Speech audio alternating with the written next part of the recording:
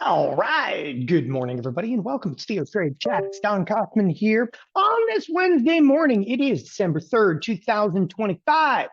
Spoos. Things got a little crazy before the cash open. There's news out that I'll explain it here. Well, right now. News was apparently people don't really adopt AI through Microsoft.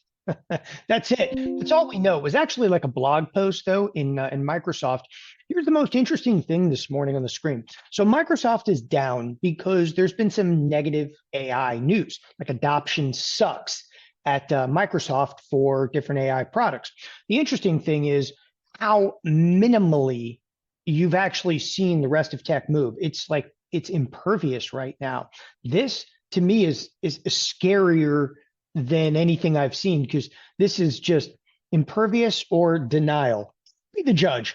Anyway, even stocks that were up pretty good this morning, including Tesla. Tesla actually was peaking out here at 435, 436.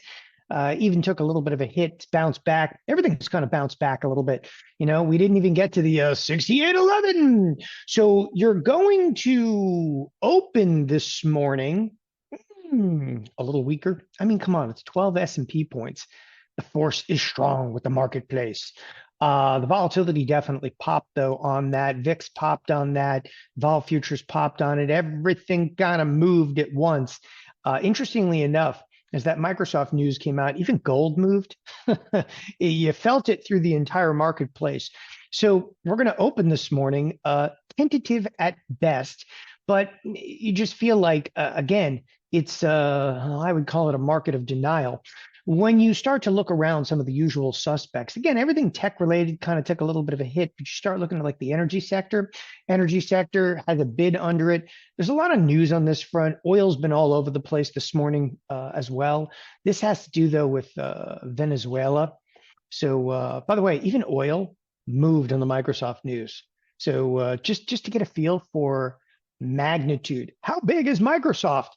Big enough, okay, that it has something to do with oil. I have no idea why, but it does. Um, as we open here momentarily, it's going to be a mixed bag of goods in the AD line. We're opening actually much more slop-tastic than you would have expected. Let's watch NASDAQ futures into this morning's bell. So, as I said, sloptastic. So what exactly defines sloptastic? Basically, 50-50 advanced decline line, 60-40 advanced decline line. Let's get crazy. That's exactly where we are. So there is a positive advanced decline line, but it's taking a hit right now. Well, okay, is solely Microsoft out of the gate. But as I said a moment ago, it's just a market of like denial. Like there's no AI adoption and it doesn't seem to matter. Nobody cares. They just keep staring and right on trading over here. We'll see how this goes. So I wanted to watch NASDAQ futures out of the gate because this is what's going to get interesting. You, okay, have to understand that in the pre-market, that news really spiked volume. So the Microsoft news spiked volume and jumped us to almost 200,000 contracts. Before this news, there was nothing.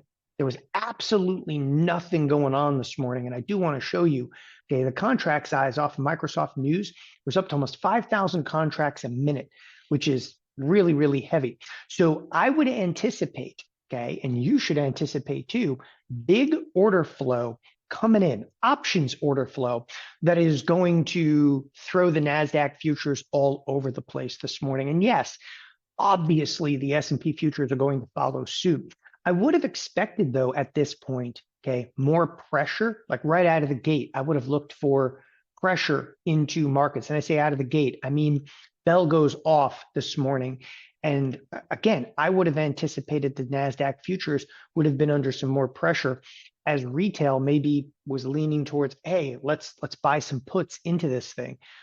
That may very well still play out. We're going to have to kind of play wait and see. What I do want to look at again immediately this morning, though, is Microsoft's order flow. And it's not nearly as big as I would have expected. I mean, look, it doesn't matter, by the way, you're 2 minutes into a trading session. Right? Literally, you're 2 minutes into a trading session. I'm already looking at the total volume here and saying 30,000, not what I would have expected, just to give you an argument, because Nvidia is already doing 55,000.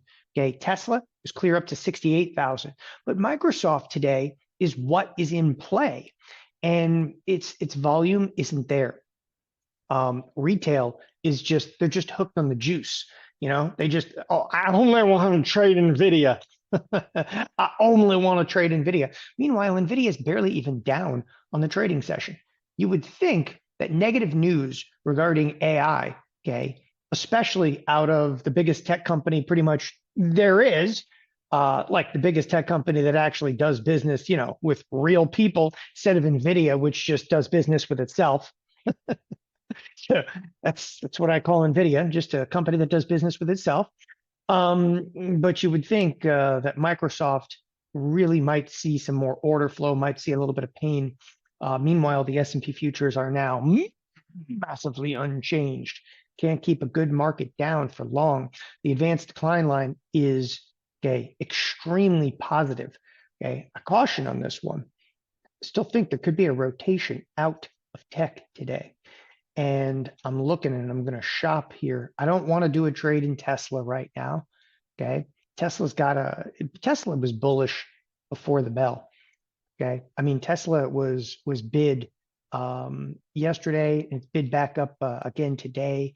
So I don't want to really touch Tesla in this case as it comes back into its channel. I'll talk more about Tesla a little bit later. Nvidia. Okay. Nvidia is hugging on to this 180 like it was grim death in the last, 2 trading sessions.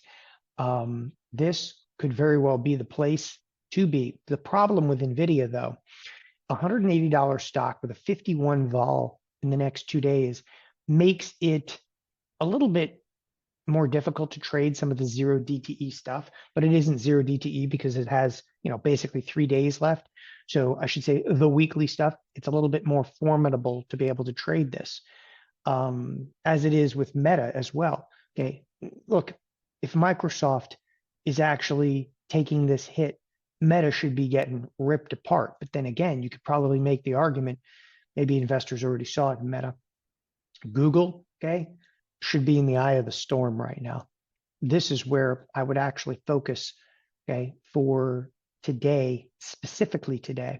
Meanwhile, I've already got the trade into Google, and my trade is in the money, and I'm sitting here, wondering, waiting. I'm still only up, between 20 and 30%.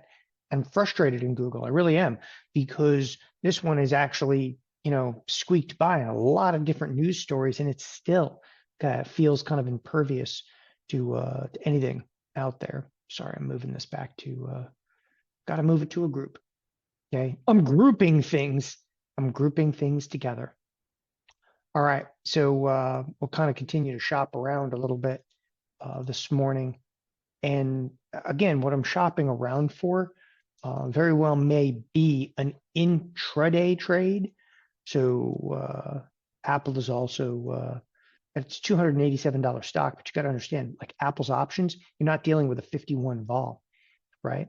Apple's options, you're only dealing with 25% implied volatility, whereas like Nvidia, you're dealing with a 51 vol. So what do you get inside of Apple? Okay, you get a cheap put if you want to go after it in there. So the idea would be, though, that tech, okay, gets pulled down in its entirety this morning. And that's, because you've got, Wednesday, Thursday, and Friday, you would have to do like a 51 delta at minimum on the put side here to make this kind of worth your while. And again, the assumption would be that throughout the course of the day, Apple would actually get pulled back. Okay. Frankly, again, I don't typically like to wait. You're 6 minutes into a trading day. I'm going to give this one some time. Even again, at fear of missing the trade, I'm going to give this one some time. It's not that I'm not ready to engage. I absolutely am. Okay. I'm just looking at the tape this morning, and it's not really playing out exactly the way I planned. I would assume, again, Google would pull back much more substantially this morning on this news, and it is not. So to give you guys, again, we're only 6 minutes in, but to give you a quick recap, okay, Microsoft has come out with news, and it's, again, I want to be kind of clear about this. I shouldn't say that Microsoft came out with the news, okay? A report came out, and again, all I know at this point, because everybody loves to make comments They shoot first and ask questions later. But the comment was Microsoft lowers AI software sales quotas, okay, as customers resist newer products. Now, Microsoft didn't say that, okay? Some crappy blog called The Information said it, right? And that's all that we know at this point. And that unto itself hit the PR wire. And when it hit the PR wire, dropped the entire marketplace, okay? Who the hell is The Information? I mean, The Information is the name of the company that actually released this, okay? Somehow they may have obtained an internal memo. It's very possible, okay? But it's speculation. And to be quite honest with you, though, who cares? It doesn't matter. And this is where I often mention and want to continue to mention the longer, okay, that I have been in this business, the less that I give a damn about the news in there. It's interesting to see, okay, but that order flow played out immediately. The fact of the matter when it comes to AI, okay, and I'm kind of curious, how many people here on a day-to-day basis, literally day-to-day basis, use AI, either a yes or a no? And by the way, like, I'm kind of curious for everybody, those that chat in, just, why for yes and for no. How many of you really use AI on a day-to-day basis? Okay. So it's pretty interesting to see this. Wow, I'm surprised how many no's are in here. Okay. There's not a day that goes by that I don't think I interact, but I don't pay. The only one that I have a subscription for is I've had a subscription to OpenAI, like the $20 a month subscription to OpenAI, a couple of years. Okay. I think we're 3 years since they released the original kind of ChatGPT. It's almost 3 years to the day. I've probably had that subscription for, since the day it pretty much came out. And I don't see any other need. Like, I use Anthropic all the time. I use Claude all the time. I don't even pay for that one. I don't need to. I use Grok all the time. Okay. I don't pay for that one either. Although Grok I just use for really stupid things. I use it for like photos and stuff, piss off my kids, things like that. But how are they going to get me to spend more money on that? Like, and I'm just curious. I'm curious. How am I going to spend more money on it? Okay. Who's spending, I don't know. Well, let's use Nvidia. Who's spending $4.4 trillion on this crap? Okay. Well, Microsoft is, right? Microsoft's buying buying the GPU. Okay. Google isn't. Google's actually making their own chips now. So I got my TPU instead of my GPU. You got Meta spending a fortune, though Meta's probably going to, ante up inside of Google. The point that I'm just trying to make is, okay, these tech titans are absolutely huge, but it's not really forcing me to spend any more, right? I think you've pretty much jumped the shark in terms of like spending on the retail client. Okay. And I know it's going to be enterprise spending at Microsoft, okay, which is probably chicken's done already because it's going to get more and more commoditized, which means it's probably going to get cheaper, not more expensive. Just kind of like AWS did with Amazon. I don't know how you're getting to some of these levels. I just don't. Okay. And the more I think about it, the more bearish I actually turn on companies like Nvidia, Tesla. Okay. Tesla's a little bit different. Okay. They may actually build some like robot thing. You got to be a little careful with that. Microsoft, was the last time they built something? Seriously, when was the last time Microsoft actually built anything? But they have Azure. Okay. They have Azure. That's great. Okay. You want fries with that? Again, they can continue to, make a bunch of money off of Azure, but yeah, truth be told, they haven't built a damn thing. Software alone is probably not going to cut it into the future either. They're going to have to go into hardware and build something. Imagine that. I'm not, okay, like between Nvidia and Microsoft, okay, I'm not real bullish on either one of those. And of course, you're going to say, well, Microsoft owns 50% of OpenAI, okay? And you'd be right, except OpenAI, okay, is, I would call, a company in absolute sheer turmoil right now because OpenAI, okay, all of their eggs are in, okay, that basket, and they've been caught by other AI firms, meaning everybody caught up. It's 3 years since ChatGPT came out, and everybody else caught up. I can definitely make an argument. Claude will smoke OpenAI in so many different fronts. Grok, okay, spoken language, it's incredible, absolutely incredible. I use this crap, so I'll tell you, like, but I do use, OpenAI a lot. Nevertheless, okay, competition is tough, and as I just said a moment ago, it's becoming commoditized. I actually jump between all three of those every single day. I like literally have them on my browser. I've got my Claude open and my OpenAI open and my Grok open. Although when I use Grok, I only use it on my phone because it's far more amusing on the phone. It's again, okay. By the way, Tesla's energy play, you got to stop thinking about that. I think that those days are over. Okay, Tesla is no longer like, people used to argue that Tesla was an energy company. You got to get that out of your head. The energy side of it is an intermediary, in my opinion. And again, it's in my opinion, like, yeah, they made some batteries, okay, because they had to, and they didn't even make the batteries. Panasonic originally did, but the battery technology is predominantly Panasonic. But that's more of an intermediary, okay? It's like Sideshow Bob.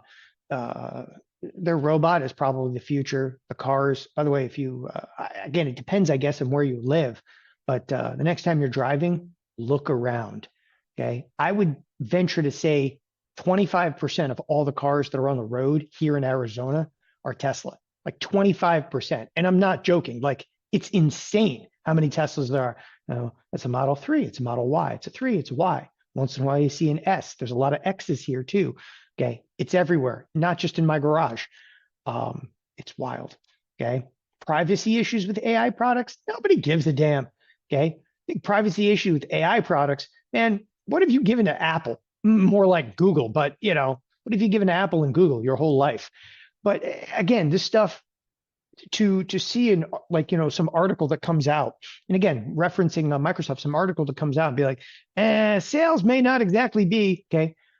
I wouldn't think like their clients were going to adopt to it, especially people at work on a day-to-day basis, like Copilot. I tried Copilot. What the hell do I need Copilot for? I'd rather use ChatGPT in ChatGPT instead of having Microsoft's, like, guardrails on it.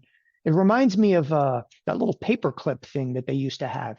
You guys remember that? What was his name? Clippy? Okay. It literally, it reminds me, like, Microsoft Copilot is like Clippy. Okay. Clippy was a little paperclip that used to pop up, okay, on your desktop and be like, hi, I'm Clippy. I'm here to help you. Clippy was stupid. Okay. Because it was a paperclip. Paperclips are not that smart.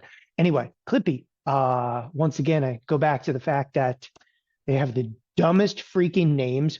Okay. Whoever is in marketing for Microsoft, okay, Amazon, Google, they need to fire everybody in marketing for allowing such stupid names to come out with these products. Absolutely the worst. Like, even Anthropic, Claude, I'll give you this.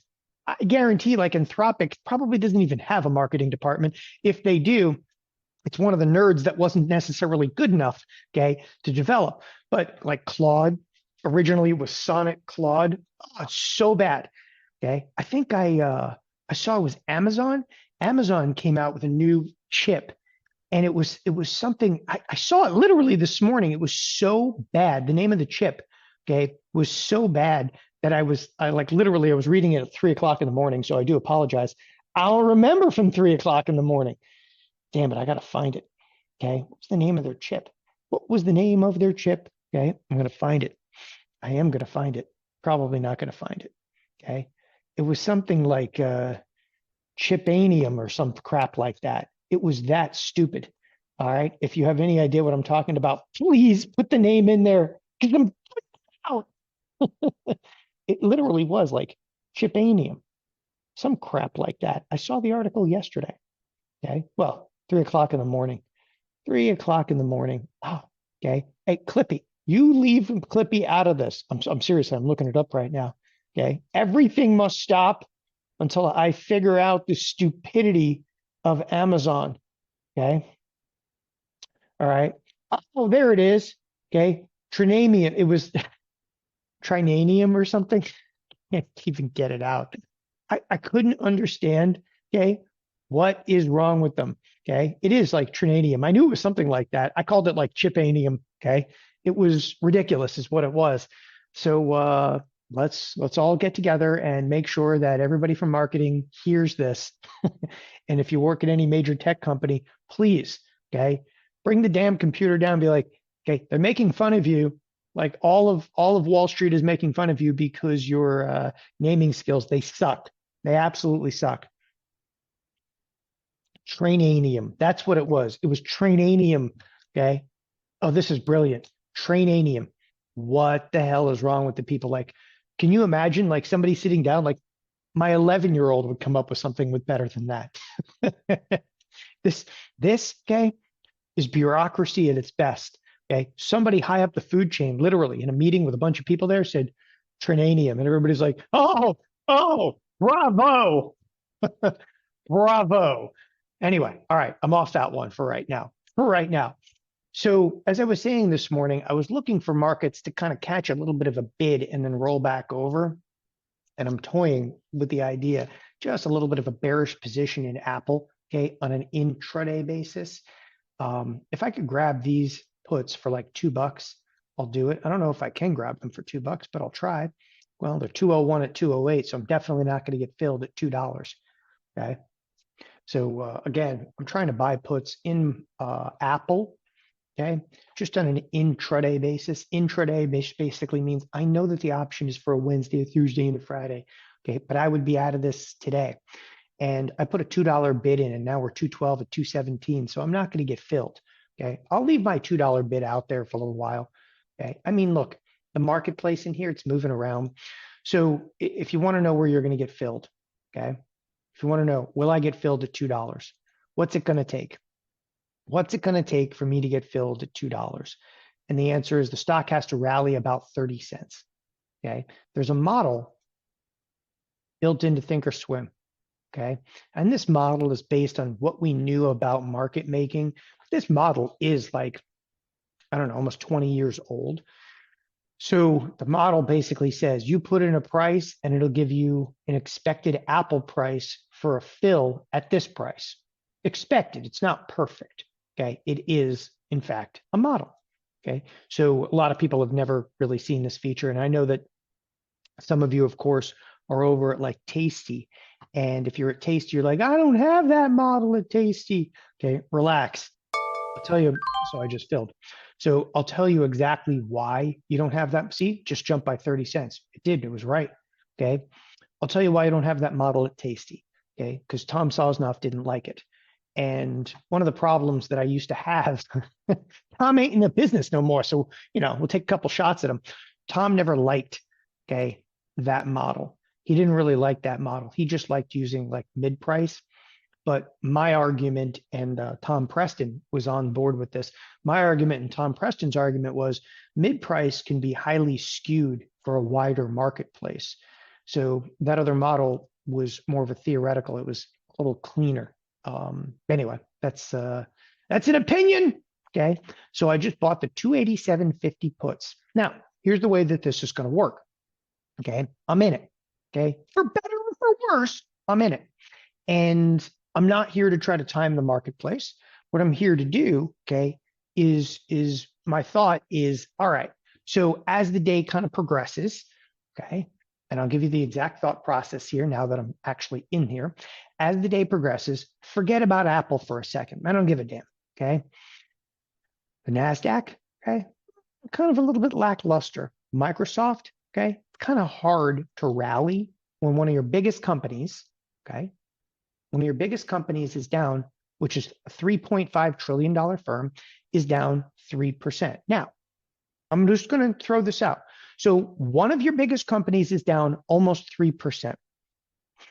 That is going to continue to weigh on NASDAQ. By the way, this relates to Apple, so just calm down for a second. So you have Microsoft down 3%. And this is the way that my mind works in markets. Microsoft's down 3%.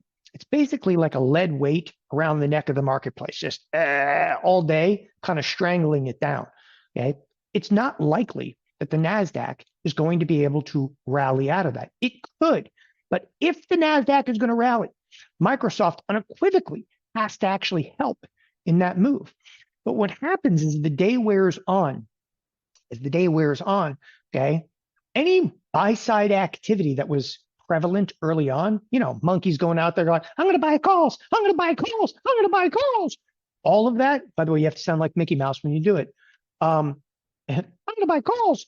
Anyway, all of those little Mickey Mouse monkeys, okay, they fade. And as they fade, okay, the advanced decline line can be as strong as can be. It's not going to make a difference because tech is pretty much in the red, other than Tesla. So the idea is that Microsoft, is going to continue to fade, and it's going to start to pull everything else with it. Not because, like I know people want fundamental reasons. Okay, there's no fundamental reason. The reason that the Microsoft is going to get pulled and pull everything else down, is statistical arbitrage. Okay, when there's big weight around you, you're clawing to get back up, and all of a sudden you just start to slide. It's like a greased slide at that point, and you're going to slip back down, into a warm bath of redness. And that's pretty much going to be tech this morning. The other reason I really wanted to do the Apple trade is also based on the fact that Broadcom is down. I don't look at Apple in autonomy. I think it's ridiculous to do that. I don't like to trade in autonomy, meaning that on an intraday basis, intraday means today, I don't like to look at, if you will, I just don't like to look at one underlying and try to make a justification. Apple's going to do this today. Apple's going to do that today. Apple, ain't its own, it's not trading in autonomy. The only one that really does feel like it trades in some autonomy is probably Tesla. In all seriousness, Tesla kind of is its own animal. It always has been too. Tesla kind of feels like it bucks the trend a lot, and it kind of is the odd stock out to some degree. Clearly Microsoft's not, Apple's not, and what will happen today is if the market continues to break a little lower, it'll start to suck Apple down in it. That's it. Now, if I'm wrong, I'm going to take a little heat, but how much heat? Let's talk about, risk reward. Let me highlight this and give you risk reward. And I'm really going to detail this quite, all right, specifically. So you paid, $2 for this. If the market moves up 250, if the market moves down 250, why am I saying 250? Because those are the strikes that are surrounding it. If we move up another 250 from where we are, meaning that Microsoft hits all the way to, it's almost perfect here, right? If if Apple goes all the way to 290, instead of your $2 is going to be basically worth $1. So if it goes to 290, you're going to lose $1. If the stock goes down 250, what are you going to make? Well, your $2 is going to be worth about $3.50. You're going to make $1.50. Why wouldn't you do that trade? I like it. So I wanted to give you the exact risk reward. So, and again, for the first time, like if people see this, they don't get it. This is called strike price shift increment. It's like one of the first things they teach you in trading. Like literally, it's like one of the first things they teach you in trading. The reason that you're taught this is to be able to, if you're like a market maker, you're able to assess, here's my current price. What if we move, up 250 or down 250? And what you basically do when it comes to puts, you move up 250, down 250. So all we're basically doing is saying we're at 287.50. What if we go to 290? What if we go to what? 285. This is the beginning of what we term a binomial tree. And then we go, well, what if we go, and we just go on and on and on. And you actually create a binomial tree as a distribution curve. So that binomial tree leads you to, that's how options are actually priced. Okay. So you come in here and say, all right, right there. Okay. If I'm wrong, I'm going to lose $1 because I paid $2. I'd be able to get out somewhere around like $1. And I'm even putting time decay in there. So whatever, pay $1. But if I'm right, okay, I'd probably get out for like 350 and I would make $1.50. Now, let's just say that you're in a 50-50 scenario. Okay, let's say that the world is a 50-50 place. Okay, in a 50-50 world, in a 50-50 world, why wouldn't you do a trade that when you're wrong, you lose $1, when you're right, you make $1.50? Okay, why wouldn't you do that? And I don't have a good answer. I mean, it's a good trade. Now, okay, forget the argument that you know what's going to happen in the marketplace. Forget it, because I think it's a stupid argument sometimes. Do I really know what's going to happen in the marketplace today? There's days where I'll get a really good feel. There's days where I think I get some edge. There's days where Microsoft's down 3% and leaning on the marketplace. Okay. And that can actually impede upon stocks like Apple. That's the whole idea. Okay. But I can't influence like what happens if Trump comes out with a tweet. You got tweeted on. Okay. We've all been tweeted on. We've all been tweeted on. Okay. That's going to influence my trade. And Microsoft, okay, Apple, okay, Microsoft's going to stay down, but Apple could actually jump another 250 and I'll lose $1. Okay. And I'm okay with that. I'm okay with that. So you got to know the risk reward of this one. And if this is the first time you do a trade like this, just put on a one lot, be captain one lot and scream, Captain one lot, it's 10. Okay. Stop looking at it though every tick. Who cares? This thing could be worth, okay, $1.50 20 minutes from now. Who cares? All right. You don't care where it is now. You don't care where it is an hour from now. What you want to see, okay, are these S&Ps a little lower. That's it. Now, okay, I do want to talk, by the way, when you look at Apple, you're like, oh, it's fierce, I tell you. And there's even some call buying going on in here. Oh, okay, let it happen. It's okay. Like, again, there's going to be trades we're going to do together and they're not going to work, okay? The logic has to be sound. The most critical portion of this is that the risk reward is good. And why is that so critical? Because you come in here day in and day out, you want to do not smart things one day. You want to do smart things from a risk reward perspective every damn day. You got to show up, okay? And you got to limit stupid things that you're thinking. Okay, part of trading, I know that sounds so ridiculous, but part of trading is trying to limit, okay, some of the stupid things that we're going to do. Okay, are you thinking of doing anything stupid today? Huh? Are you? I do it. I do it. Okay, and one of the things, I know this sounds kind of weird, but one of the things I've actually learned over time is that being on TheoTrade every day, okay, limits a lot of the stupid things that I would like to do in this marketplace. And the reason it limits it is quite simply because I'm accountable, because I'm trading in front of people. Accountability makes me do less stupid things. Okay, I still got married. Yeah, don't worry. Okay, she didn't hear that. It's okay. I'm in the guest house. Okay, I'm in the guest house, and if she hears that, I'll be staying in the guest house for a while. Continuing on.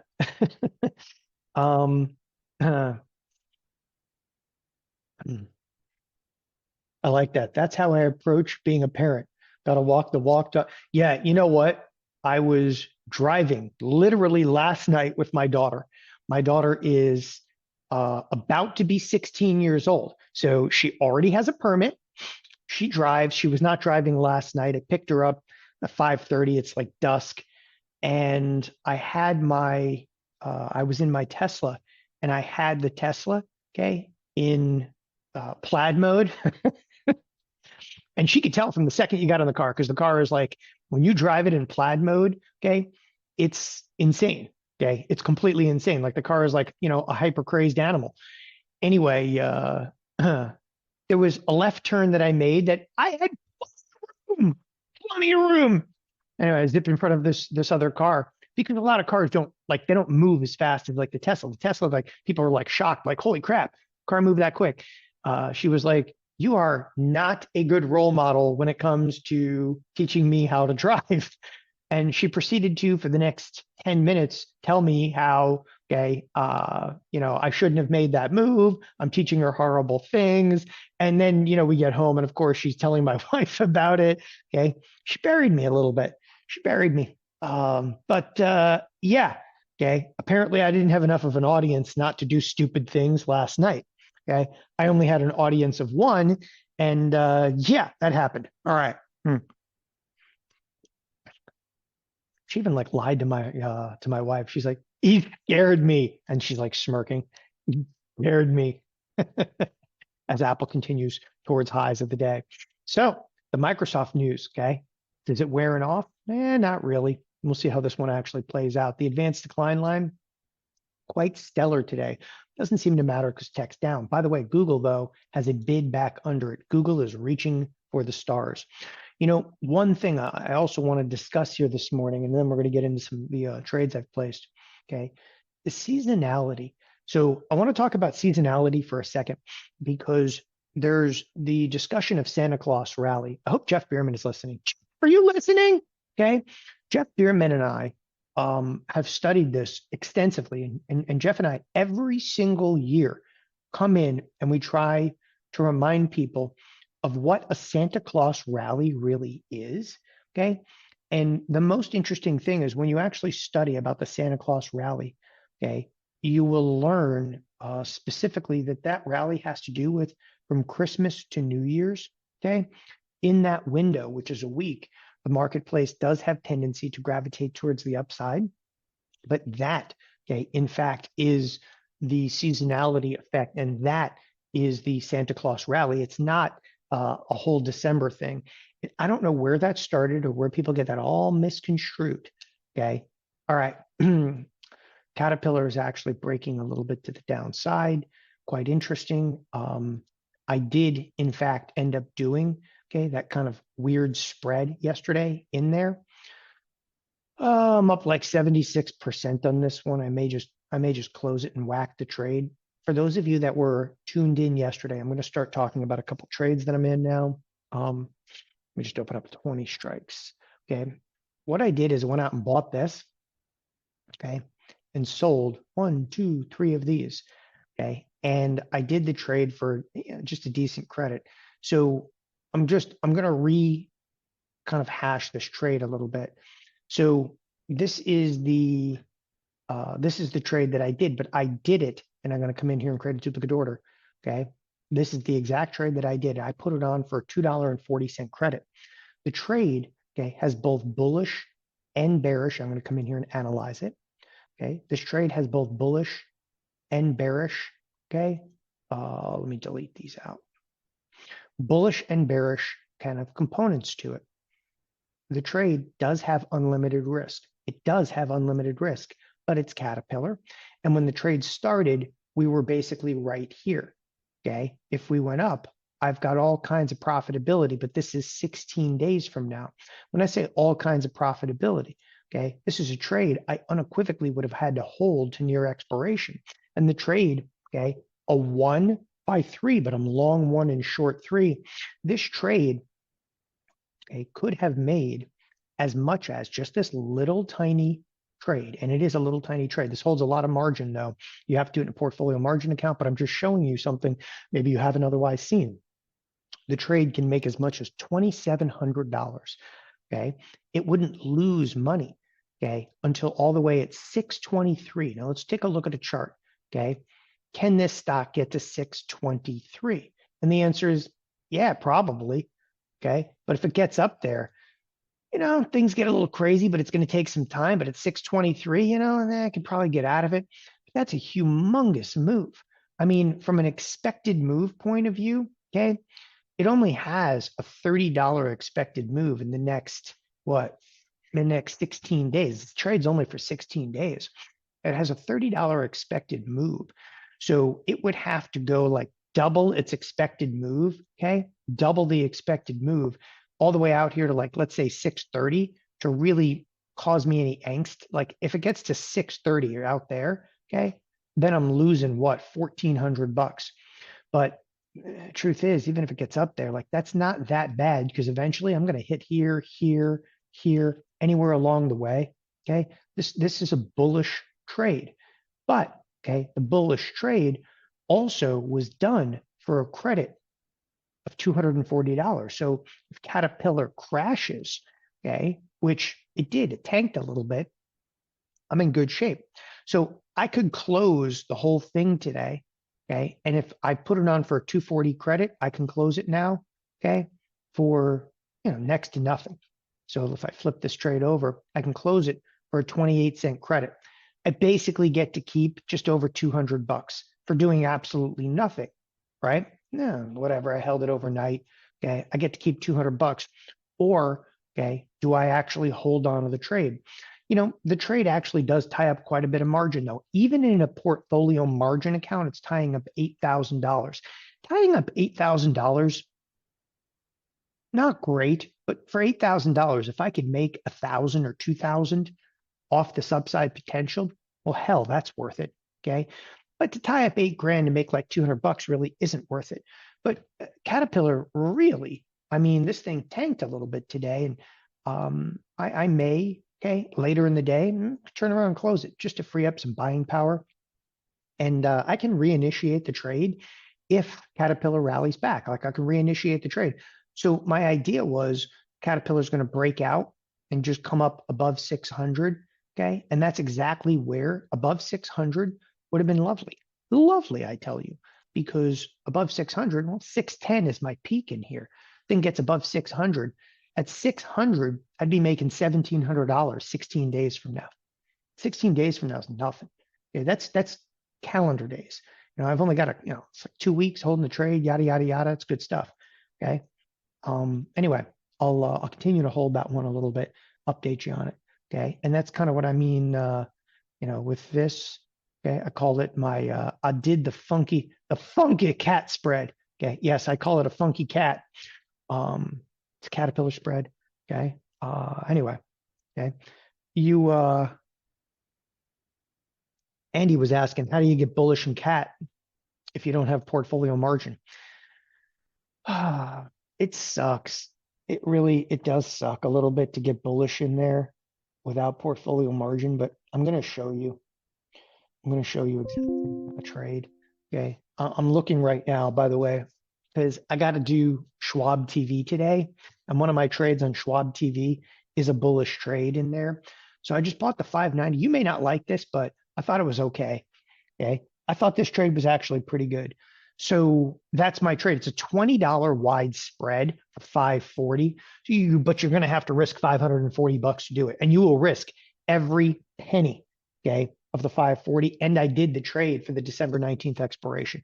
I just said, if Gamma gets a hold of it, this is the bullish trade if Gamma gets a hold of it. Okay. I don't want to fork over. Okay. I'm a little attached to $530. I didn't really want to fork over $530 to do it. And I definitely didn't want to, I didn't want to pay for the trade up front. Okay.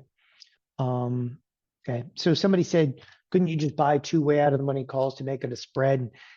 So I could have come out here. Like if you wanted to limit, that you could have come out here and then and done this.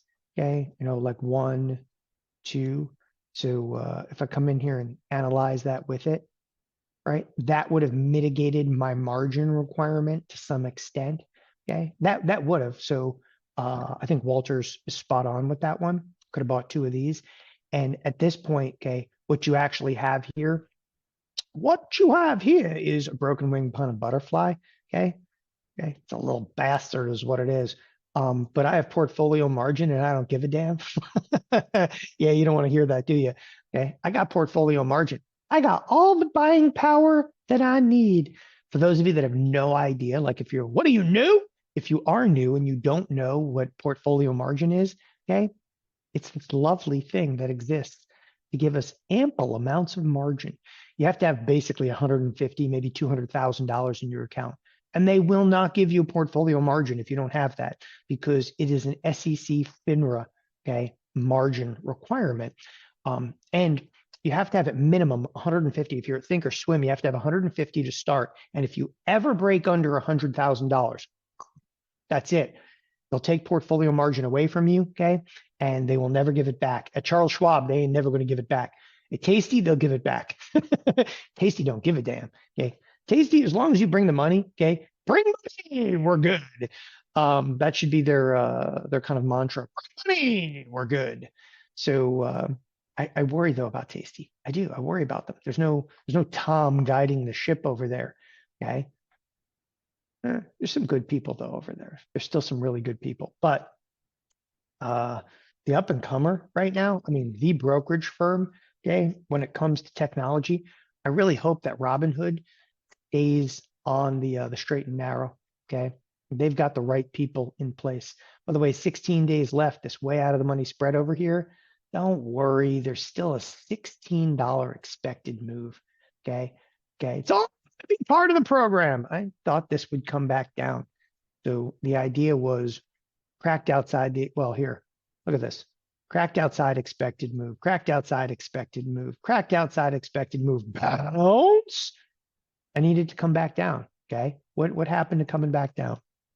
By the way, the market right now, don't get too caught up in it. When I'm looking at the S&Ps on my other screen and I'm looking at it over here, son of a, okay? It's a whole lot of noise today. It's a whole lot of noise, but I'm going to tell you something. Microsoft, did it recover? Is it at lows? Is that going to pull everything else down? Probably. Okay. The only thing that's kind of bucking that trend is right here in Tesla. And in the last 4 minutes, Tesla, okay, Tesla went red. Okay. Tesla, red rum, red rum. Anyway, as soon as Tesla actually turned, the order flow in the whole marketplace turned a little bit. Okay. Scary, very scary. Okay. Other trades that I've got on. Let us continue. I did the funky cat. Okay. Oh yeah, I forgot to mention American Eagle Outfitters. Okay. I was looking forward to this one. I saw Garrett mention it this morning. I know they had earnings. I don't really give a crap. I don't really give a damn. Okay. This is something I would never trade. I guarantee though that Jeff Bierman is going to bring this one up for like 10 minutes. So I figured I'd front run him. You hear me, Jeff? I'm trying to front run him right now. Okay. American Eagle Outfitters. I have nothing else to say other than apparently sex really does sell. That's it. That's all I got on this front. And this stock, I don't know what they paid Sydney Sweeney. Does anybody have any idea? If you have no idea what I'm talking about, the Sydney Sweeney kind of, ad thing, whatever, okay, sent this company, okay, on an absolute, streak to the upside, okay? Maybe streaking is not the right terminology, but the marketplace is kind of broken to the upside, pretty considerable. And it had to do with obviously ads from Sydney Sweeney. I'm just, whatever. Okay. Whatever. I think she's going to look in like 20 years. I'm thinking not good, not good. I'm going to leave that one to myself though. Okay. Totally going to get in trouble. Okay. Can't wait for the email that comes in on that one. Continuing on over here. The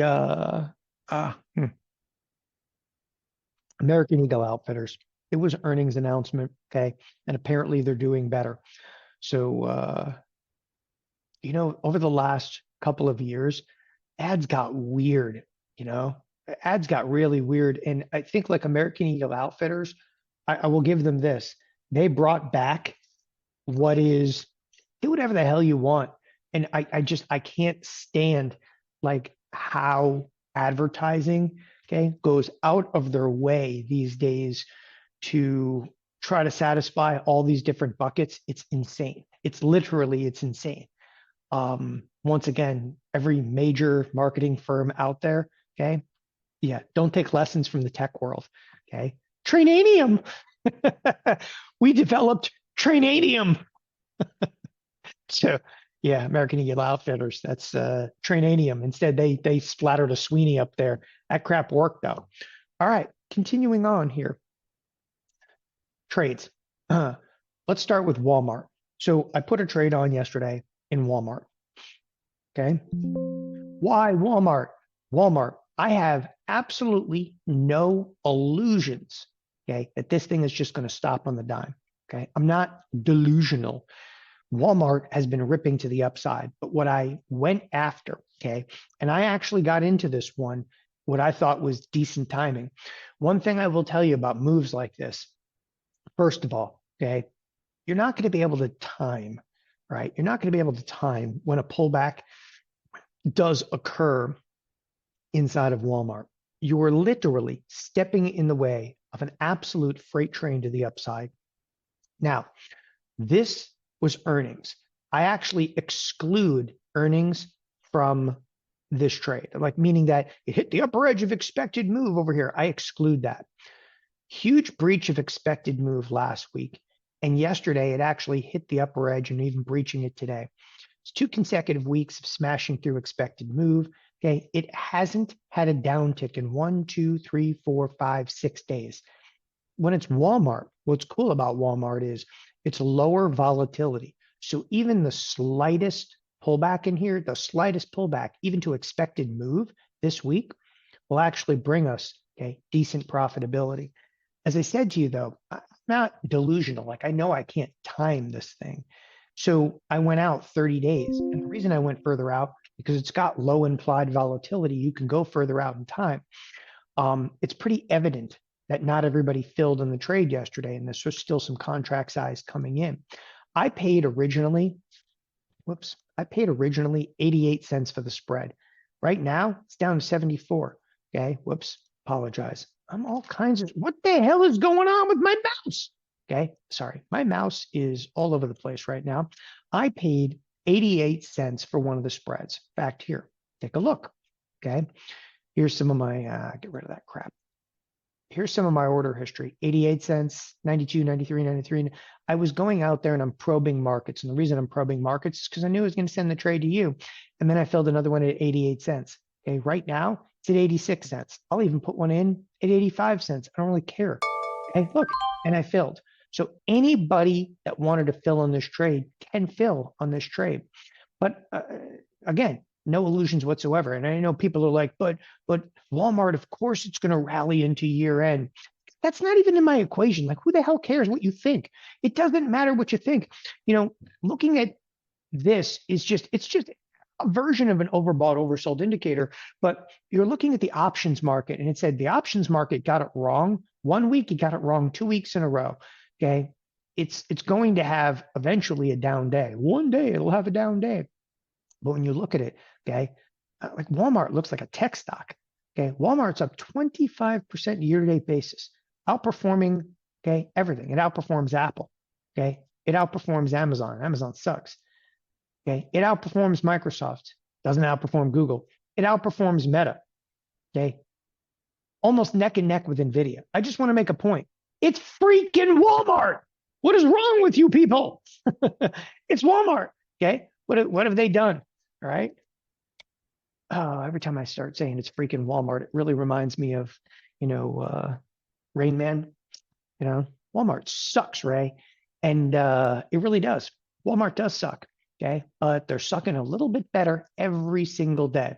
And of course, I made the comment yesterday that Walmart's a $900 billion company. Okay. And you can fit almost 5 of those into Nvidia. Okay. We're getting stupid out there. We really are, because Walmart actually does sell crap. Nvidia just sells BS. Okay. So, all right. That's my feeling on tech. That's why, by the way, if you really want to know, like, is Don bearish? I'm very bearish, especially for 2026, because, one sells BS and the other one actually sells real things. There's like real people here. Okay. And they actually employ people, and the CEO doesn't even wear a leather jacket. I'm okay with this. I'm okay with Walmart. But in the near term, okay, it's an overcooked little turkey and we'll pull back. And I don't know if it's going to pull back, though, in time. And will it pull back enough because it continue to rally? But I'm stepping in the way of an absolute freight train in here in Walmart. But I like it. Okay. All right. Anyway, continuing on. Did I point out enough times this morning that I don't really like Nvidia? I don't like it. It has nothing to do with trade. Okay. I just, again, there are CEOs that I really don't like over time. Okay. Clearly, Nvidia, Jensen is one of them. Because, and by the way, I was talking about this Palantir. Okay. I do like Alex Karp. Okay. I do. I think the guy's absolutely brilliant. I think his stock valuation is completely and totally insane. I can like a CEO and still short it. I look at stuff like Tesla. Okay. I am an Elon Musk fanboy at this point. Okay. I've come back to being a fanboy. Okay. Because everything that they make is so much better. If you've never owned any of forget about Tesla, like even Starlink, which is SpaceX. Okay. Holy crap. I don't care what internet connection you've ever had. If you've never had Starlink, just shut up right now. It's not even about speed. It's about I can look at my phone right now and I can tell you what my internet connection is doing, okay, in the Virgin Islands, and I can see every fraction of a second that it cuts out, if it ever cuts out, and it's almost perfect, okay? And it makes me feel warm and fuzzy inside, okay? Can you do that with your internet connection? Like literally? Yeah? Can you? I can defrost it's not even a dish. It looks like a pizza box. I can defrost my pizza box. The Virgin Islands, we need defrost on there. Okay. Sometimes I like to turn the defrost on and I hope that an iguana is on it when I turn it on and it like cooks the iguana right on the dish. It's not really a dish. I don't know what to call it. It's a pizza box. Okay. Anyway, makes me feel warm and fuzzy. All right. I'm good. Good. I saw a picture though of Jensen in a suit the other day. I was a little bit perturbed, and I think that he's probably got leather on under that, which is actually really weird. So leather on under his suit, okay, that makes you weird. That's like S&M kind of weird. Whatever does it for him, okay. That's where I was going with that one. Okay, the next thing, okay, SPX butterfly. For those of you, okay, if you're newer, and I put on an SPX butterfly, okay, this is close your eyes and don't even bother until you get to Thursday or Friday, period. If we're down here, you make money. If we're not, okay. A lot of times when people are newer here, they'll trade into different trades, okay, and have absolutely no idea what they actually traded themselves into. With an SPX butterfly, I'm going to create a duplicate order. With an SPX butterfly, this trade, without hesitation or unequivocation, okay, is 40 cents. Okay, you pay $40. And if you're not new to them, and I'll even try to pay $35 for it, but if you're new to it, okay, you put the trade on, you close your eyes, okay, and you hope to wake up on Thursday or Friday with us at the lower edge of an expected move. And that's all. Okay, there's nothing else to it. Okay, what's the probability of that? It's minimal. Okay, let's actually go look at the probability. How minimal? Well, to figure out the probability of this, we're going to open up, let's open up 50 strikes, see if I can get down there. There it is, 50 strikes, okay? And we're going to look at what's termed probability of touching. Now, probability of touching is not perfect, a little bit overstated. There is as high as a 37% chance of touching the middle of your butterfly. There's almost a 45% chance of touching one of the long legs of the butterfly. That's really a high probability. So you have this trade, let's call it a 1 in 3 chance of hitting, okay? But you're only paying 40 cents for it. Like, why wouldn't you do that trade, okay? But I'm going to tell you right now, these trades, you're going to have to do 4 or 5 of them for even one to hit. This is, and it says it in, okay? Well, here, I'll show you exactly what it says, because a lot of people just don't take the time to read the stuff. They just do the trade, okay? So when you actually scroll down in here, okay, it literally says, all right, why am I doing this? This trade represents a low probability, high reward setup, okay, targeting yada, yada, yada, 40 cents. The payout could be substantial relative to the cost, okay, but, all right, it's a shot of the week. And I like to take shots, okay, and that's my shot of the week kind of trade.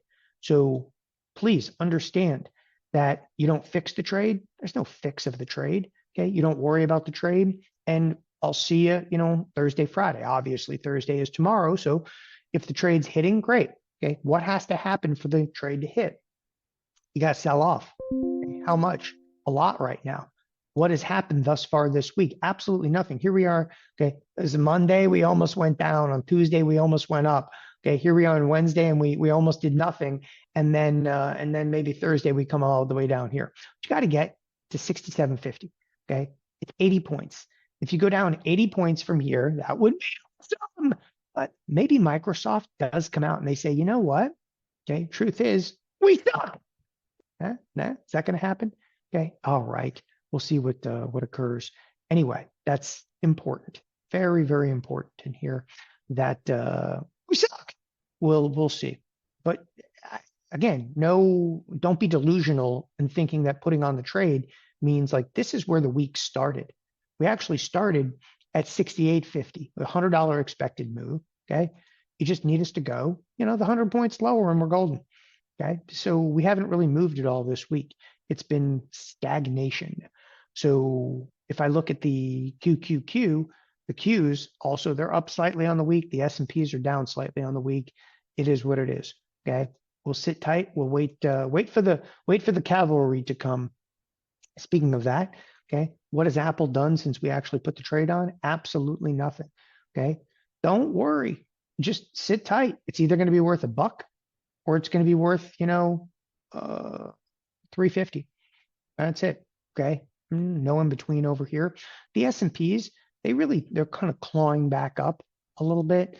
There's not a lot ahead of us today. There's nothing. Okay. Petroleum status report. Ooh, what's the status of your petroleum? That's about it. Okay. Not a whole hell of a lot like on the calendar. Tomorrow things start to get a little bit more interesting. Okay. Factory orders are coming out, yada, yada, yada, some jobless claims. This is the first Friday of the month, okay? But our BLS, that's the Department of BS. So the BLS is it's the Bureau of Labor and Statistics, okay? Since the government reopened, they don't have their crap together and they're not ready to give the employment report, which is just stupidity. I mean, how many freaking weeks does it take to do this? Literally, it's absolutely infuriating. Okay, I'm if you have not heard this before, not a real fan of bureaucracy out there because these guys, it's like how many weeks has the government been reopened? Okay, couple. And nice, man. You got Aurora Borealis behind you there for a second, Jeff. That was cool. Anyway, how many weeks has the government been reopened? And instead of actually saying like, hey, let's get right back on this pony. Let's give them the December jobs report when the December jobs report should come out. Now they're going to delay it a little bit. And this is 100% just slowness on their behalf. They're still like, give us the November report. We got the October report. Give us a November report.